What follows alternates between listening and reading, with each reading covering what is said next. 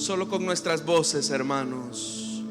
Tu amor por mí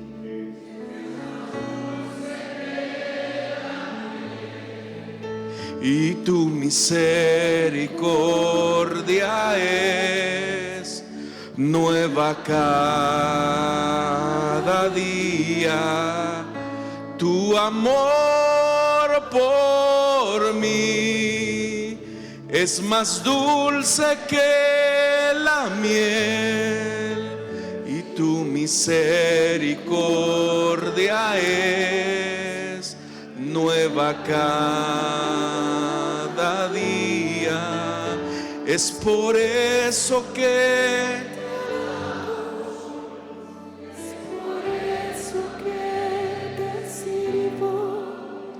y es por eso que te doy todo mi amor. Es por eso que te alabo. Es por eso que te sirvo. Es por eso que te doy todo mi amor. Démosle esa fuerte ofrenda de palmas al que es la fuente inagotable de nuestro amor. Gloria a Dios, hermanos. Les invito, hermanos, a ponerse en pie. Sean todos bienvenidos a la casa del Señor. Qué bendición es tener este tiempo de alabanza y de adoración. Pero una de las partes importantes de nuestro culto, hermanos, es la oración que podemos hacer los unos por los otros. Y por eso es que a este lugar llegan peticiones de oración, y hay una en particular por la que me gustaría que oráramos. Vamos a orar por el niño Matías Eduardo Cáceres. Él tiene 5 años y está en la UCI. No sé quién ha enviado esta petición, seguramente algún familiar, algún hermano, algún amigo, no lo sé. Pero el hecho es que hay un niño que está en la unidad de cuidados intensivos, y vamos a orar por él, hermanos y hermanas, para que el Señor obre, y también por estas peticiones de oración, a la vez que pedimos que Él nos entregue su palabra. Padre que estás en los cielos, con acción de gracias, Señor, nos presentamos ante el trono de la misericordia para alcanzar de ahí el oportuno socorro para nuestras vidas. Señor amado, esta noche, después de haber adorado tu nombre y de haber bendecido tu majestad, después de haber exaltado, Señor, tu grandeza, queremos poner en tus manos, Señor, estas peticiones de oración que tus hijos envían, y que son, Señor, la expresión de la confianza que ellos tienen en ti. Ellos no han puesto, Señor, su confianza en el hombre, sino en ti, Señor, que no conoces la palabra imposible. Esta noche, Señor, queremos pedirte por la vida de este niño que está ingresado, Señor, en este momento en la UCI del Hospital Benjamín Bloom. Te pido por favor, Señor, que tu mano de misericordia pueda llegar a la vida de este cuerpecito, Señor, y levantarlo de esa condición difícil en la que se encuentra. Tú, Señor, que eres un Dios compasivo, grande en misericordia, has de atender la súplica, el ruego de los padres que están pidiendo por este niño. Señor amado, pon tu mano sanadora, pon tu mano restauradora y restablece la salud de este niño. Te lo pedimos, bendito Dios, te lo suplicamos. Tú eres bueno, Señor. Tú eres bueno, y conforme a tus muchas misericordias has de responder. Te pido también, Señor, esta noche que puedas enviarnos tu palabra. Para eso hemos venido, Señor, para ser instruidos, para ser edificados. Ayúdanos, Señor, a interpretarla de manera correcta para que podamos extraer, Señor, de ella el conocimiento sabio. Añade a tu iglesia, Señor, los que has predestinado para salvación y vida eterna, tanto los que están en este lugar como los que a través de la radio, a través del internet van a escuchar este mensaje. Todo lo pedimos en el nombre de Jesús, nuestro Señor y nuestro Salvador. Amén y amén. Gloria al Señor, hermanos. Les invito a abrir la Biblia en el Evangelio de Juan. Es el libro de la Biblia que estamos estudiando los días martes. Y vamos a leer, hermanos, a partir del versículo 28. Evangelio de Juan, capítulo 3, versículo 28. Dice la palabra de Dios: ustedes me son testigos de que dije, yo no soy el Cristo, sino que he sido enviado delante de él. El que tiene a la novia es el novio, pero el amigo del novio que está a su lado y lo escucha, se llena de alegría cuando oye la voz del novio. Esa es la alegría que me inunda. A él le toca crecer y a mí menguar. Amén. Hasta ahí dejamos la lectura, hermanos. Tengan la bondad de sentarse, por favor. Hermanos y hermanas, muchas cosas y privilegios pueden impresionarnos acerca de la vida de Juan el Bautista. La venida de Juan se anunció 700 años antes de nacer por un profeta llamado Isaías.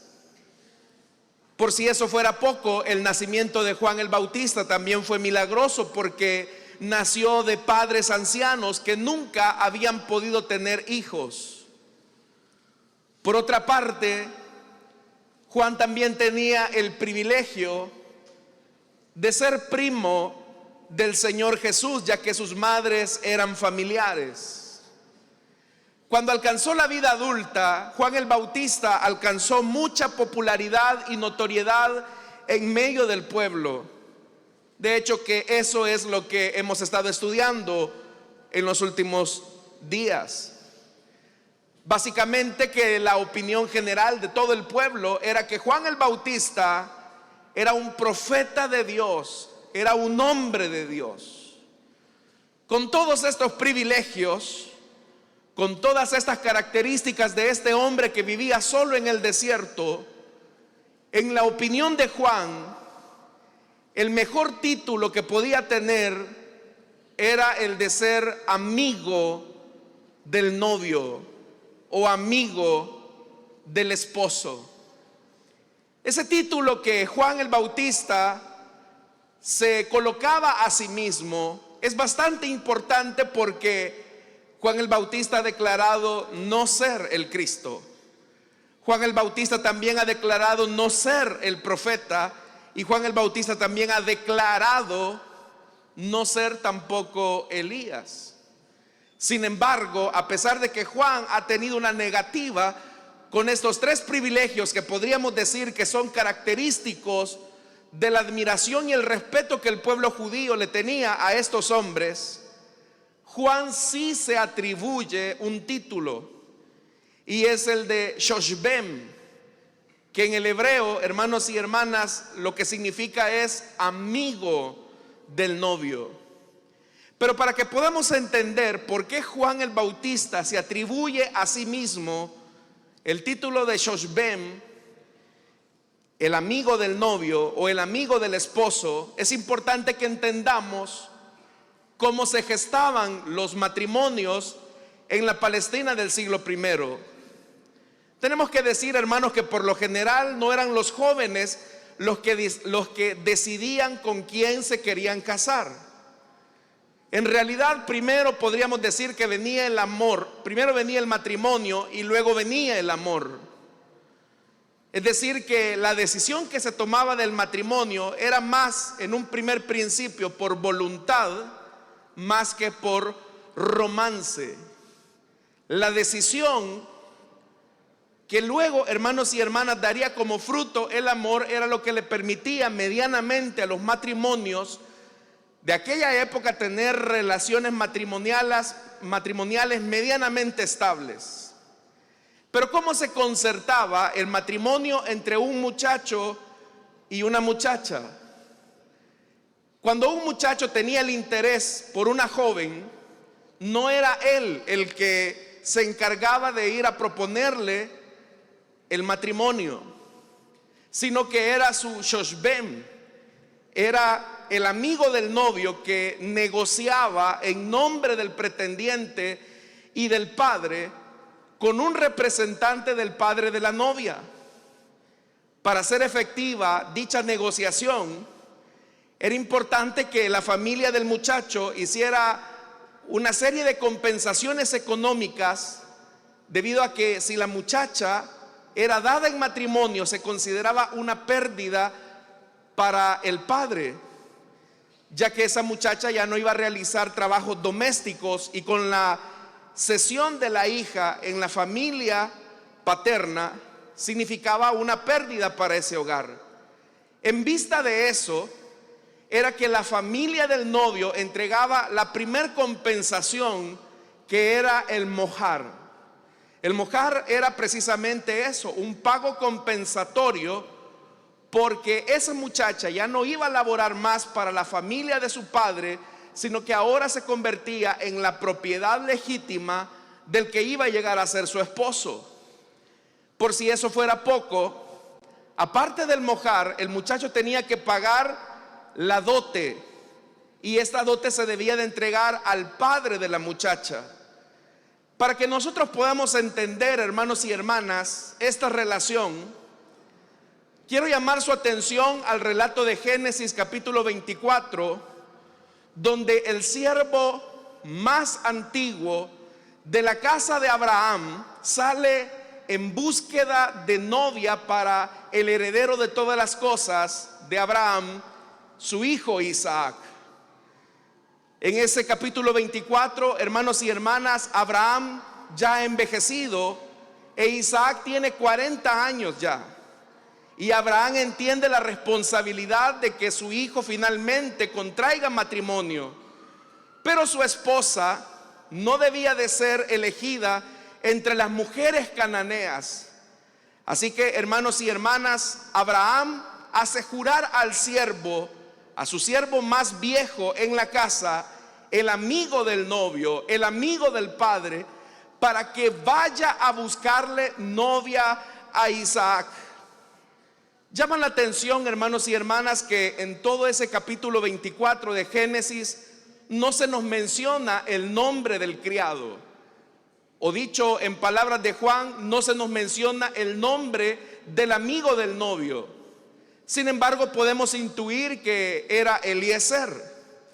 La Biblia dice que Eliezer se hizo acompañar de siervos y también de 10 camellos cargados con todas las riquezas para hacer los pagos respectivos a la casa de la muchacha con la que iba a solicitar matrimonio, para que se convirtiese en la esposa del hijo de su amo Isaac. La Biblia dice, hermanos y hermanas, usted conoce la historia, no voy a mencionar todos los detalles. El criado encomienda su camino al Señor para encontrar una muchacha idónea dentro de las hijas de Betuel. Y dice la Biblia, hermanos y hermanas, que había una muchacha ahí que, como solía ser la costumbre de ir a los abrevaderos o a los pozos para cargar agua, fue ahí el primer encuentro de Eliezer, o de este criado de Abraham, que encuentra a Rebeca y ve que ella es la elegida. Y esto porque el criado solicita una señal, y la señal era muy sencilla: que ante la petición de que le diera de beber a él, también esta muchacha se pusiera a la disposición para darle a beber también a sus camellos. Y eran 10 camellos, hermanos y hermanas. lo que significa que el trabajo era bastante arduo.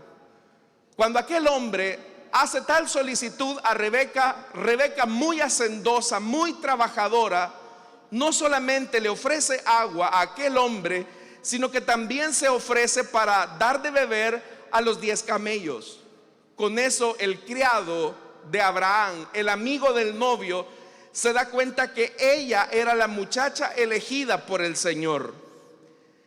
La Biblia dice que el criado entonces le dio a Rebeca unas piezas, hermanos y hermanas, que embellecían su cuerpo. Eran unos brazaletes, unos pendientes, hermanos y hermanas. Y ya con eso, hermanos, eso generaba un impacto, una impresión importante. Aquel gesto era como un regalo de agradecimiento o de cortesía.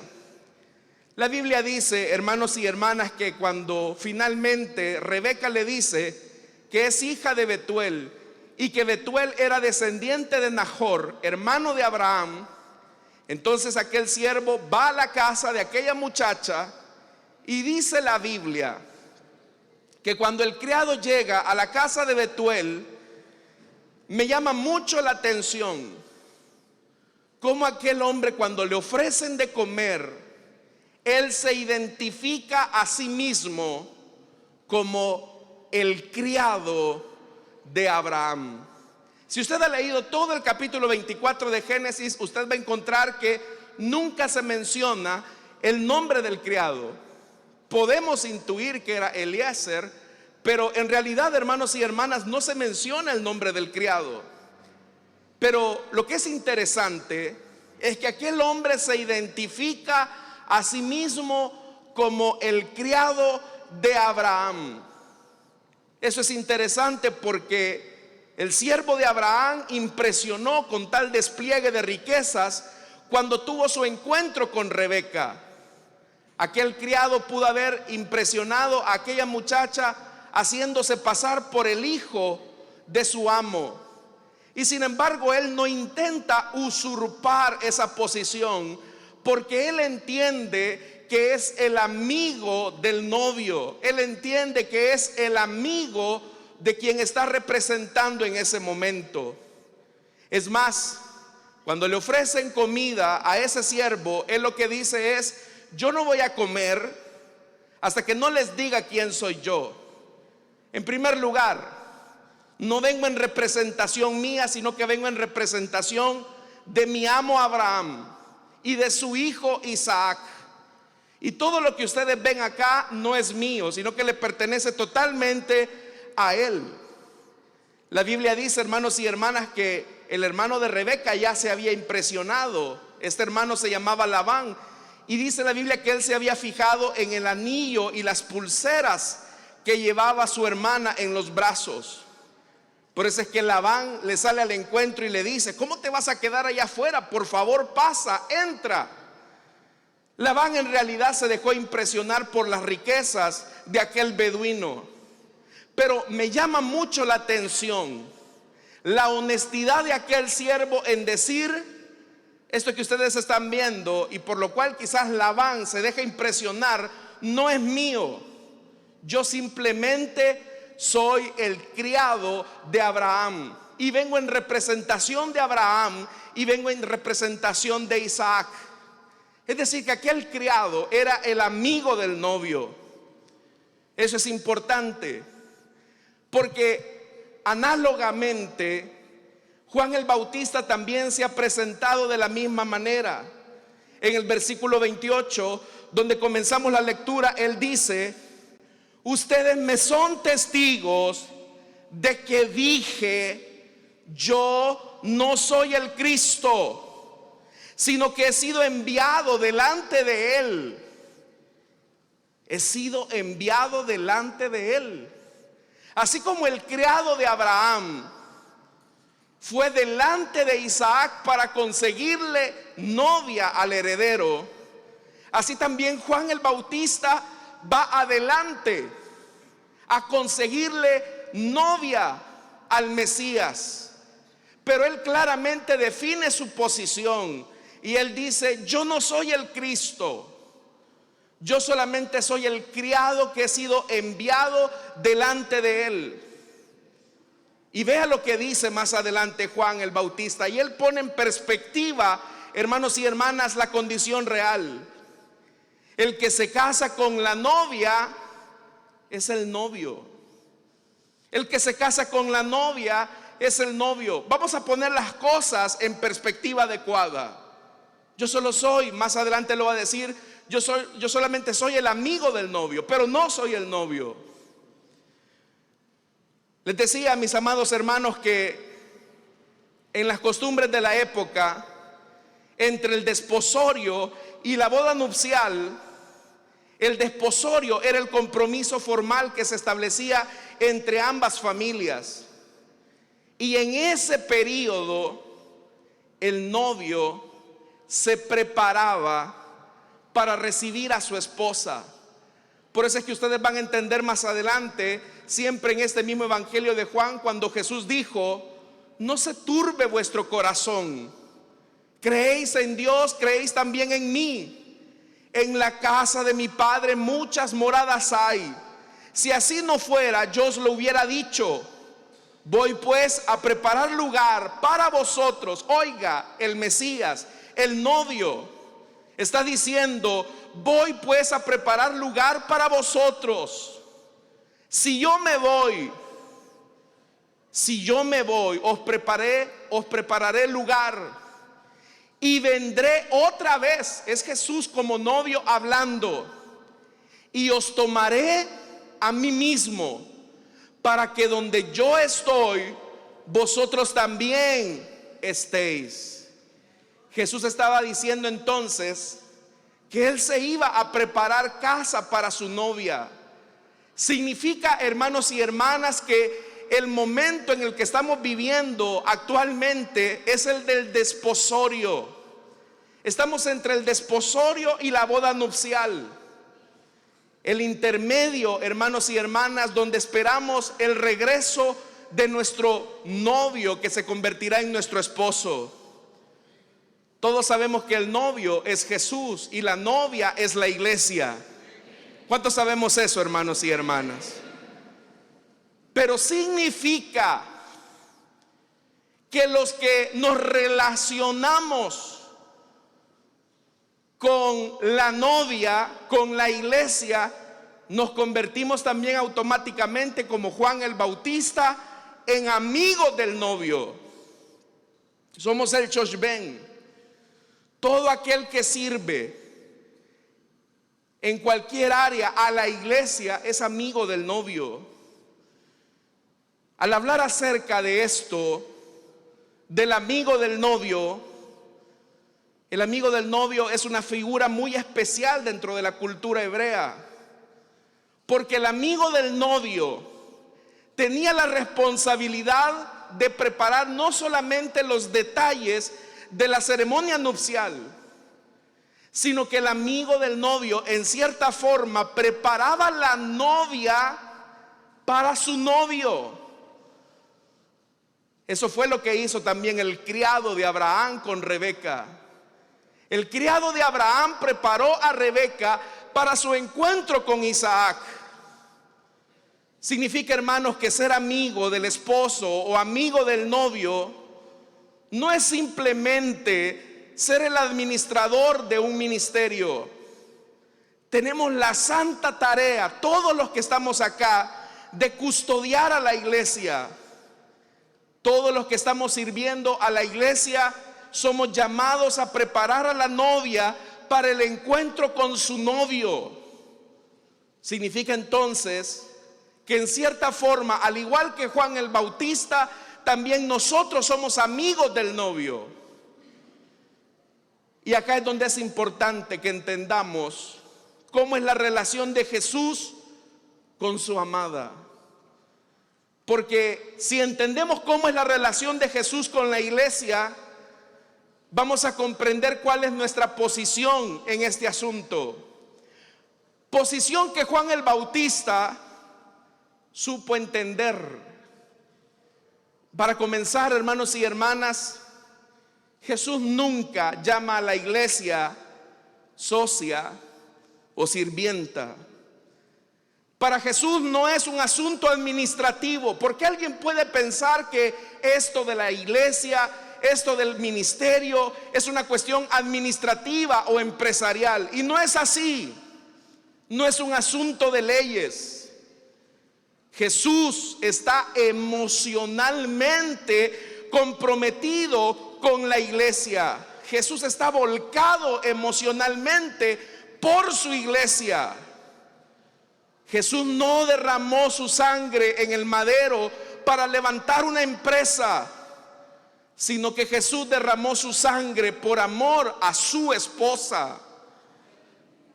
Y esto es importante, porque de la costilla de Adán, el Señor formó una esposa para él.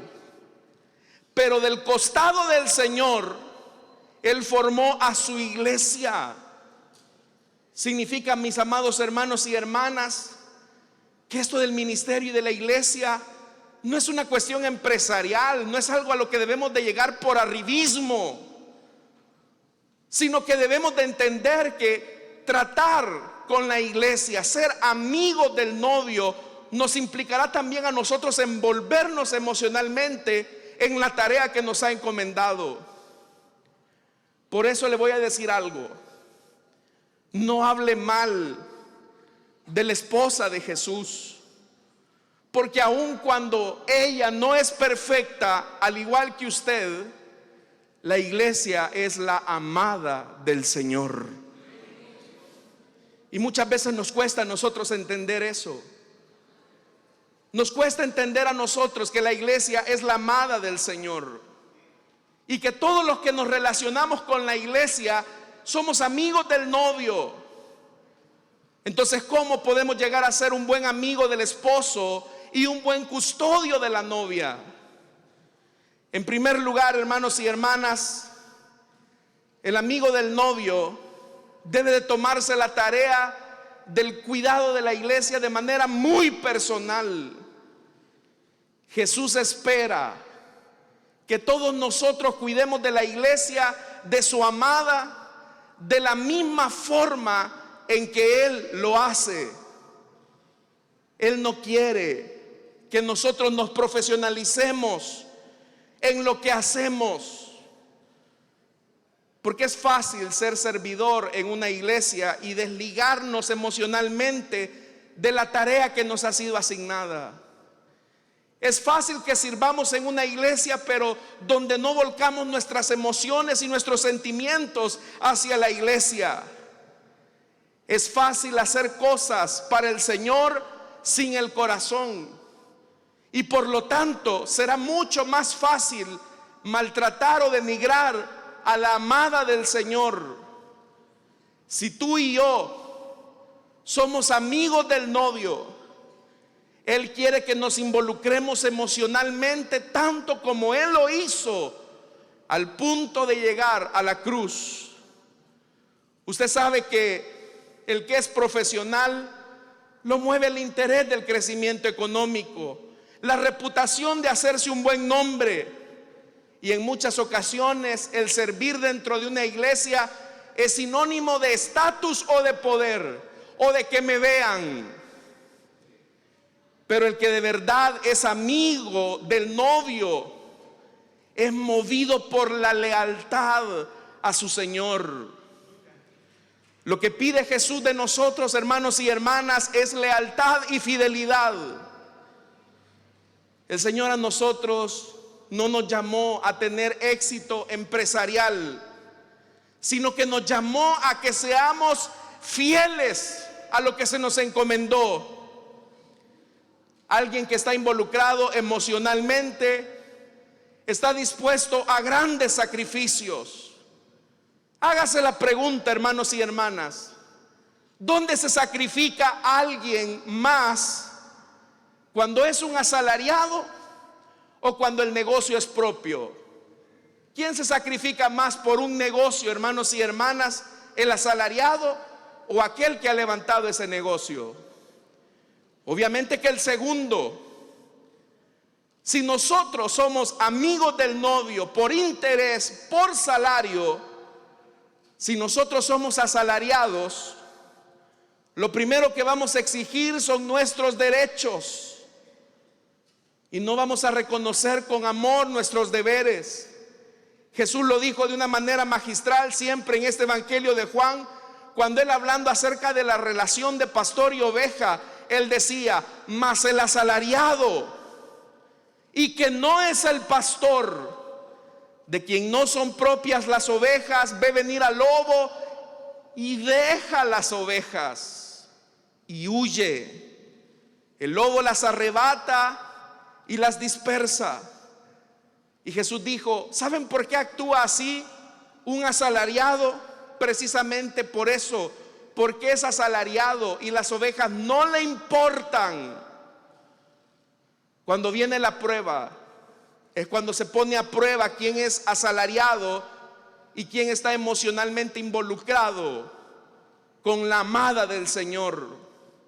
Muchas veces las personas buscan iglesias para que les sirvan a ellos. En esta iglesia no hay amor, en esta iglesia no me toman en cuenta y todo gira alrededor de ti. Pero déjame decirte algo: la iglesia no gira alrededor de ti ni de ninguna persona. La iglesia gira en torno al novio, en torno al amado. Y eso debemos de entenderlo.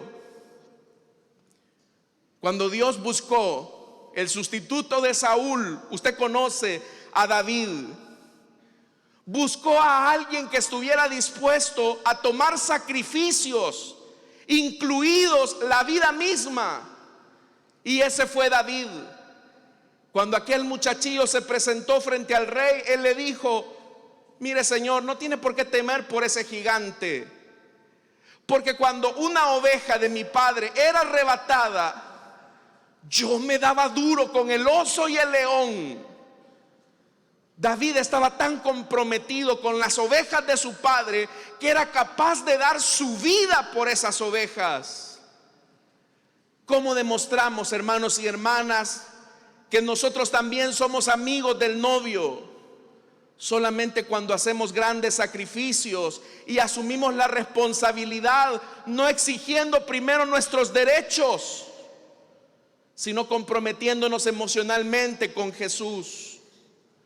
Quiero decirle algo: si las cosas no se hacen de corazón en la iglesia, Jesús no nos necesita. Se lo voy a repetir nuevamente: si las cosas no se hacen de corazón en el servicio que ofrecemos a Dios y a su iglesia, Jesús no nos necesita.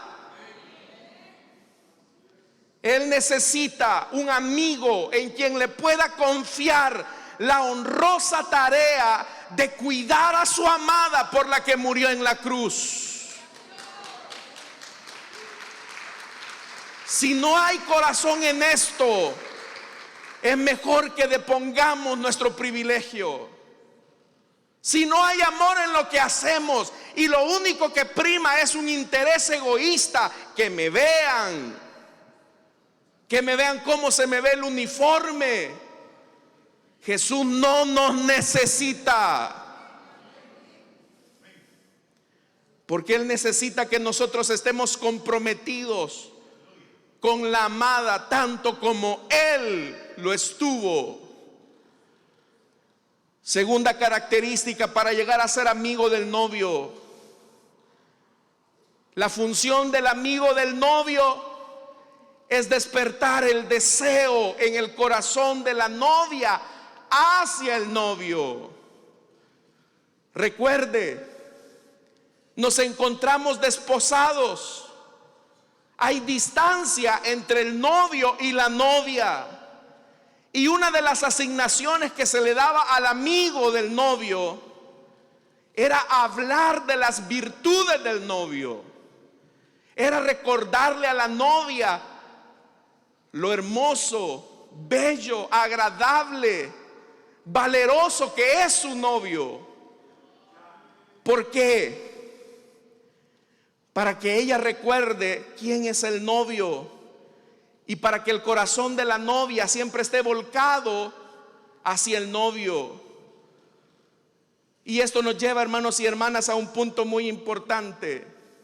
Si nosotros vamos a ser amigos del novio, ¿cómo vamos a hablar de alguien a quien no conocemos?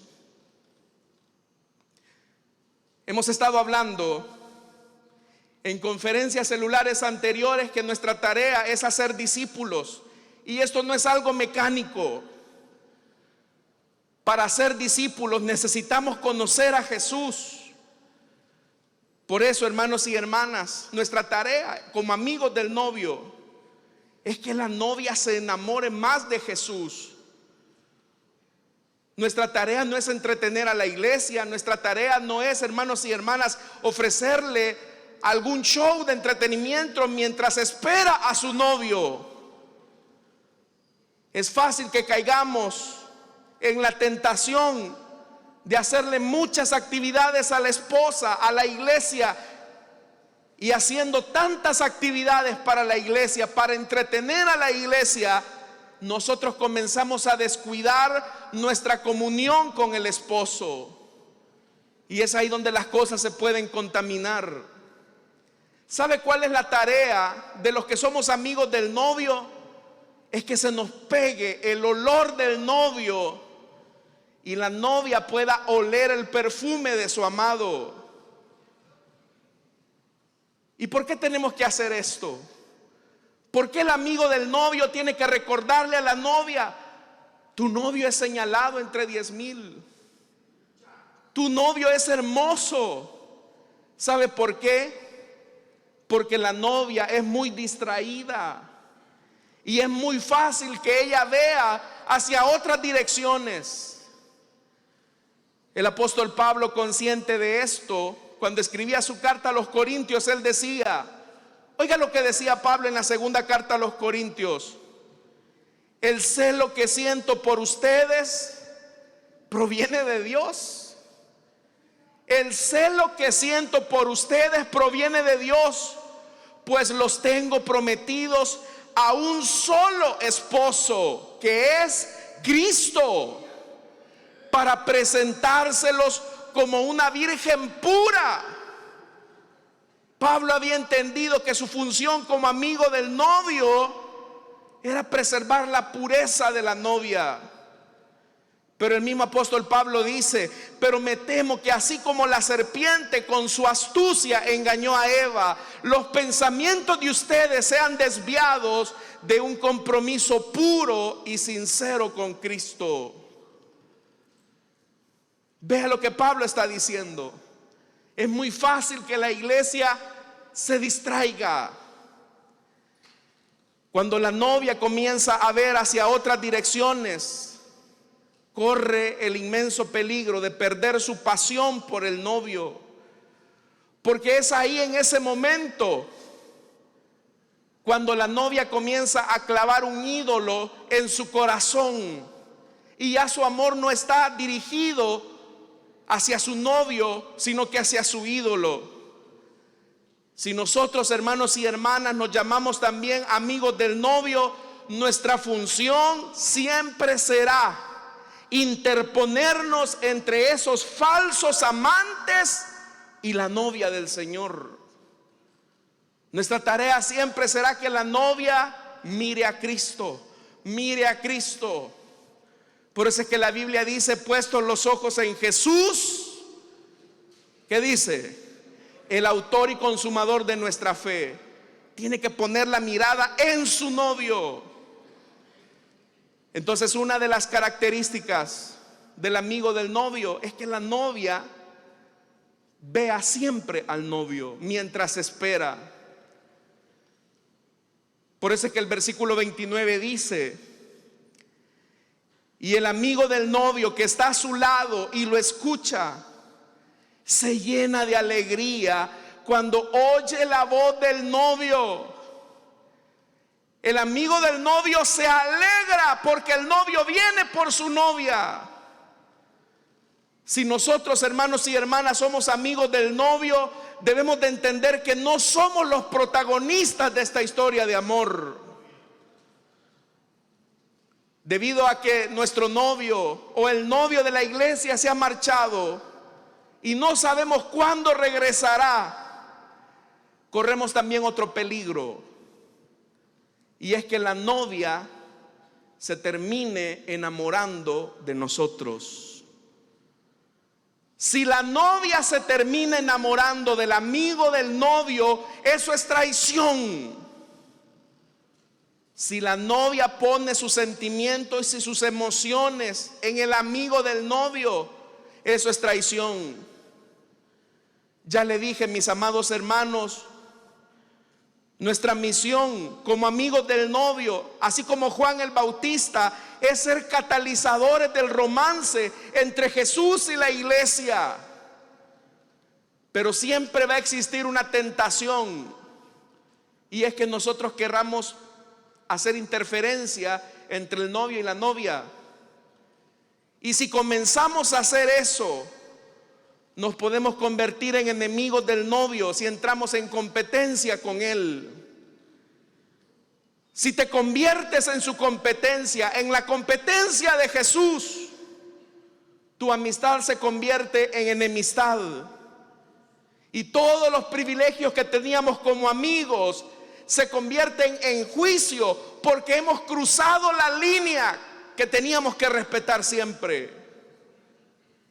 Si la iglesia se enamora más de sus pastores que de Jesús, estamos traicionando al novio. Oiga lo que le estoy diciendo. Si la iglesia se enamora más de los amigos del novio, estamos traicionando al novio. Hay gente que hace idolatría de sus pastores, y eso es desagradable delante de Jesús.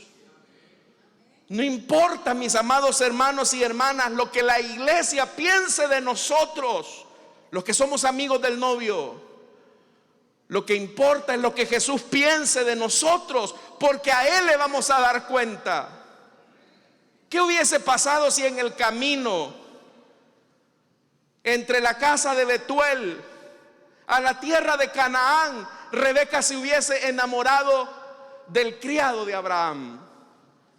¿No hubiese sido eso una alta traición? Que abusando de su confianza, abusando de su posición, hizo que Rebeca se fijara en el siervo.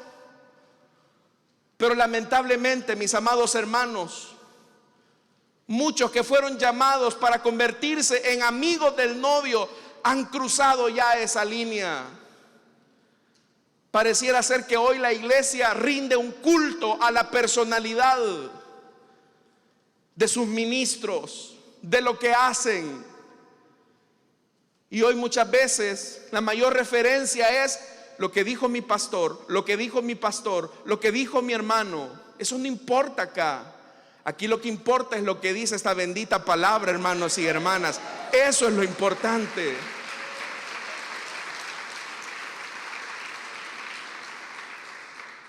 Tomamos también, hermanos y hermanas, el amor de la novia cuando la gloria que solo le pertenece a Él la comenzamos a tomar nosotros. Si Dios usa un instrumento humano para su gloria, recuerde, es solo eso, un instrumento. Pero el artista por excelencia es el que interpreta, y ese es el Señor. Por eso en la iglesia cantamos ese corito viejo que dice: en esta iglesia la gloria es, la gloria es. No debemos de olvidarnos eso, hermanos, porque hoy puede estar delante de ustedes un ministro, un pastor, pero con el tiempo puede el Señor también levantar a otro. Y ustedes no deben de seguir a hombres, deben de poner su mirada siempre clavada en el blanco perfecto que es Cristo nuestro Señor.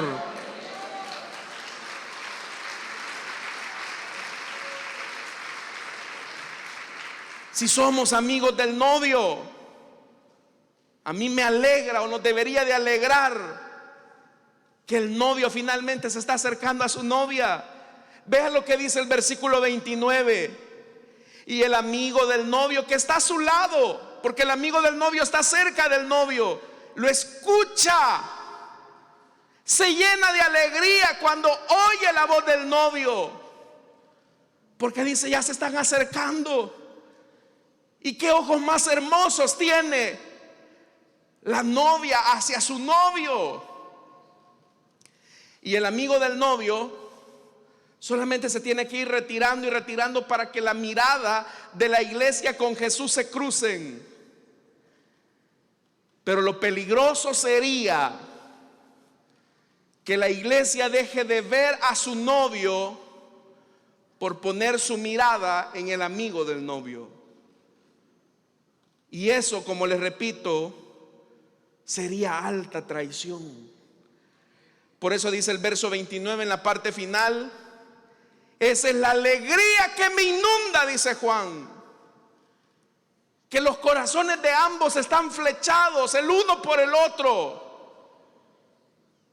Hermanos y hermanas, Juan el Bautista menguó al punto que su cabeza rodó por aquella cárcel de Herodes. Hagámonos la pregunta, todos los que servimos a Dios en esta iglesia y que estamos relacionados con algún área de servicio, ante la responsabilidad que Dios nos ha dado, ¿qué queremos ser nosotros? ¿Queremos hacernos un nombre a nosotros mismos?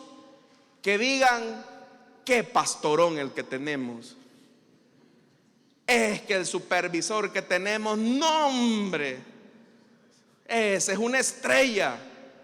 Estrellado lo va a dejar el Señor si intenta tomar la gloria. Es que el líder que yo tengo, no hombre, es que yo aquí les voy a demostrar quién es la mamá de Tarzán. Entonces tu interés por convertirte en amigo del novio es crearte un nombre propio. Pero ¿sabe cómo se identificaba Juan? Él dijo: yo soy la voz. Yo soy la voz de uno que clama en el desierto. Aquí no importa quién es el que esté hablando, hermanos y hermanas. Lo que importa es lo que dice esa voz. Porque esa voz es el eco del novio que nos recuerda que está pronto a venir por su iglesia. Amén.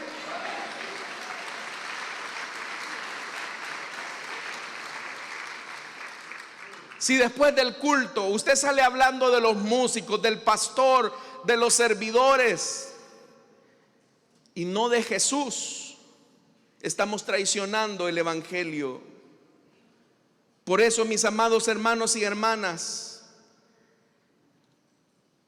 tenemos que hacernos la idea de que entre el tiempo más se acerca entre Jesús a venir por su novia, nosotros nos vamos haciendo a un lado, a un lado, a un lado, hasta atrás, para que ellos simplemente queden solos. Y dice el versículo 30: a él le toca crecer y a mí menguar. Una cuarta característica del amigo del novio es que el novio, el amigo del novio, no abusa de su posición y de su cercanía con la novia. ¿Sabe, hermanos y hermanas, cómo compara el Señor a los ministros? En la primera carta de Timoteo, él hablando acerca del sostenimiento de los ministros, él dice que en cuanto al sostenimiento de los ministros, dice: no hay que ponerle bozal al buey que trilla. Entonces, ¿con qué nos está comparando Jesús a los ministros?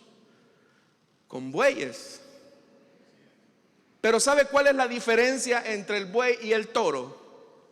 ¿Alguien sabe cuál es la diferencia entre el buey y el toro? El buey, ¿cuál es la característica del buey que lo hace diferente al toro? No les entiendo. ¿Ah? Está castrado.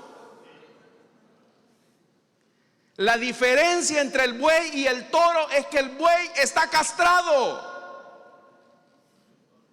El amigo del novio también está castrado espiritualmente. Porque el toro se deja guiar por impulsos. Está diseñado, vamos a decirlo así, para generar su raza. El amigo del novio está castrado espiritualmente a forma de eunuco. El amigo del esposo nunca abusa de su posición con la prometida de su amigo. Y vuelvo nuevamente a repetirle, ¿qué hubiese pasado si el criado de Abraham se le hubiese cruzado por la mente manosear a Rebeca en el camino e Isaac se hubiese dado cuenta? ¿Qué cree que hubiera pasado, hermano? La Biblia describe a Isaac como un hombre muy pacífico, pero le aseguro que Isaac hubiese sacado la casta y hubiese puesto en su lugar si ese criado se hubiese comportado de manera abusiva. Si nosotros somos amigos del novio, nosotros no vamos a abusar de la prometida del Señor. Yo aquí soy el supervisor y se hace lo que yo digo.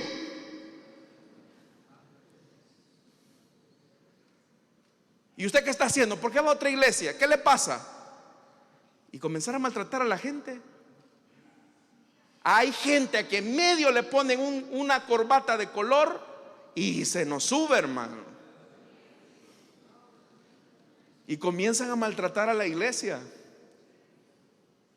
Hay gente que le dan un privilegio de confianza y abusa de menores. ¿Cuántos escándalos no han habido de personas que supuestamente eran amigos del novio y abusaron de esa confianza, coqueteándole a las muchachas de la iglesia, enviándoles mensajes indecorosos, haciéndoles tocamientos indecorosos y obscenos?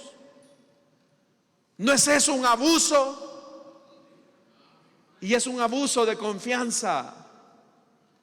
Es un abuso de confianza.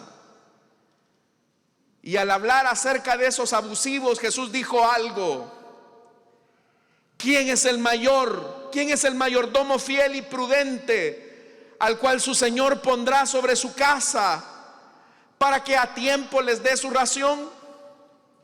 Bienaventurado aquel siervo al cual cuando su Señor venga le halle haciendo así.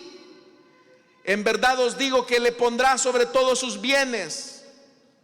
Mas si aquel siervo dijera en su corazón: mi Señor tarda en venir, y comenzaré a golpear a los criados y a las criadas, y a comer y beber y embriagarme, vendrá el Señor de aquel siervo en día que éste no espera y a la hora que no sabe,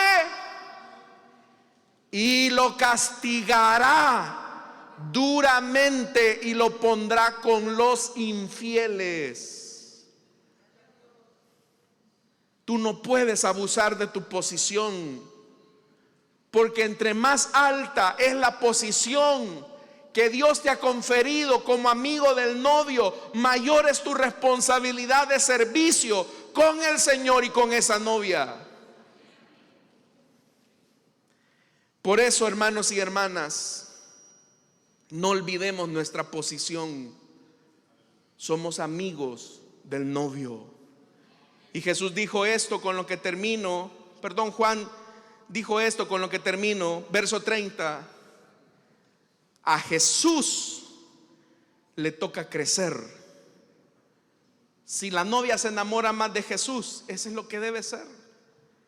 Y a mí, menguar, menguar, menguar, menguar, menguar, hasta desaparecer por completo. Mis amados hermanos, Les vuelvo a recordar lo mismo. No fue un hombre el que murió por ustedes en la cruz. Fue Jesucristo, el novio amado a quien esperamos. Déselo fuerte a Él, hermanos, porque para Él es toda la gloria y la honra.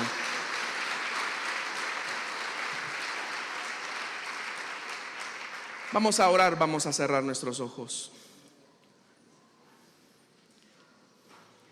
Y mientras nuestros hermanos comienzan a orar por los amigos, si hubiese alguien que desea entregarle su vida a Cristo o desea reconciliarse, le invito para que en el lugar donde está se pueda poner en pie. Y mientras nosotros cantamos Yo quiero más de ti, ¿habrá alguien que quiera entregarle su vida a Cristo o desea reconciliarse? Póngase en pie. Queremos orar por usted.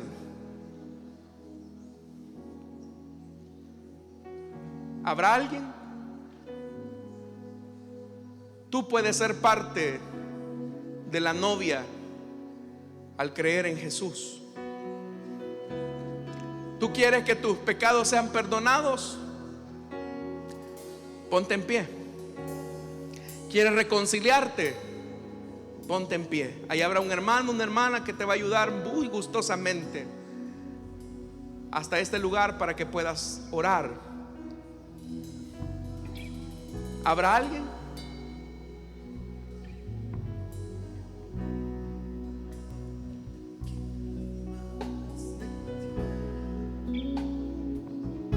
Si no lo hay, hermanos, pongámonos en pie y como una petición a Dios, no olvidemos nuestra posición. Somos amigos del novio nada más. Menguar para que crezcas tú y cada día ser más como tú. Yo quiero más de ti y habitar en tu presencia. Menguar para que crezcas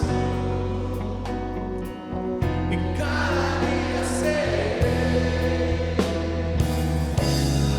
más como tú. Quebranta mi corazón, quebranta mi vida, te entrego mi a ti todo lo que soy, Señor. Todo cuanto tengo es suyo. Yo quiero menguar para que crezcas tú. Quebranta mi corazón, quebranta mi corazón, quebranta mi vida, te entrego mi voluntad a ti. Todo lo que soy, Señor, todo cuanto tengo es suyo. Yo quiero menguar para que crezcas tú. Yo quiero menguar para que crezcas tú. Yo quiero menguar para que crezcas tú.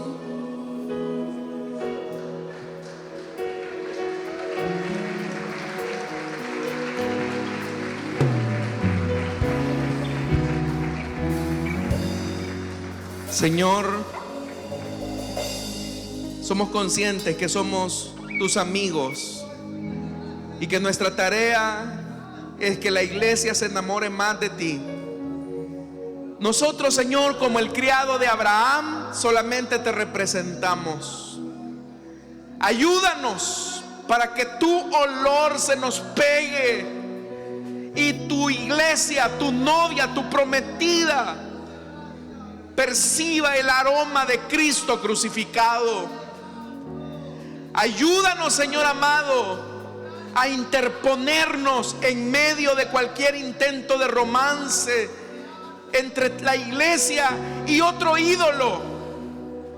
Pero también líbranos a nosotros, Señor, de caer en la tentación que la novia ponga sus ojos en nosotros, porque nuestra tarea es menguar para que tú crezcas.